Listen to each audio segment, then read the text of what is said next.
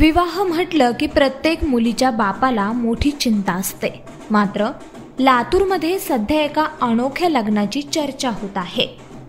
मुलीच्या लग्नासाठी चिंतेत सापडलेल्या एका कुटुंबाच्या मदतीला तृतीयपंथी धावून आले आहेत। या तृतीयपंथीयांच्या मदतीमुळे एका हलाखीची परिस्थिती असलेल्या मातापित्याला आपल्या मुलीचं लग्न मोठ्या थाटात पार पाडता आलं आहे।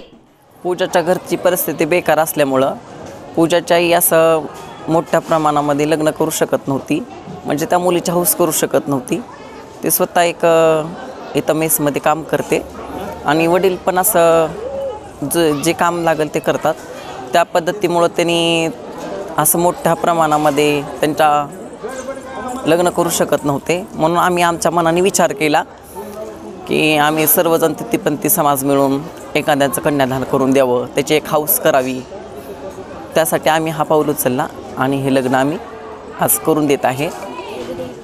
एकीकडे ज्या वर्गाला समाजात दुय्यम स्थान दिले जातं, त्याच वर्गातील लोकांनी एका कुटुंबातील मुलीचं कन्यादान करून एक वेगळा आदर्श निर्माण केला आहे।